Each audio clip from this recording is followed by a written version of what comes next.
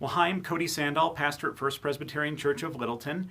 And at the devotional for our staff meeting this week, Pastor Carroll led us in a discussion of Jesus' Easter Day appearance to some of his disciples who were walking together on a road. And what's fascinating about this text is that these disciples who lived with Jesus for 3 years didn't recognize him as they walked with him and talked with him for several hours. I mean, can you imagine if your spouse, you've been married for 3 years, and your spouse comes and sits next to you and you don't recognize them? That is a one-way trip to the doghouse, if you ask me. I mean, I wonder how often this happens to us. How often is Jesus, standing right next to us or walking alongside us, trying to get through to us, and we don't even realize it? I mean, I bet he's behind the curtain right now trying to tell me something.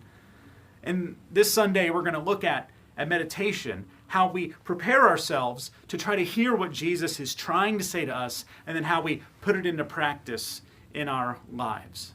And as we look at that, when that happens, when that connection happens, when we finally hear from Jesus, the same thing happens for us that happened for those disciples walking on that road. When they finally realized it was Jesus who was talking to them, they say that their hearts burned within them as Jesus explained the scriptures to them. That's what happens when we connect with what Jesus is saying to us through meditation. It's actually been happening to me a little bit. In anticipation of this sermon on meditation, I've been meditating, fancy that, asking for God to speak, asking for Jesus to reveal more of his plan for this church. And he's been speaking. And I'll tell you a little bit more about that on Sunday, and so we hope to see you there at 8:30 or 10:30 a.m. But in the meantime, don't forget to check behind your curtains to see if Jesus is standing there trying to tell you something. Have a good week.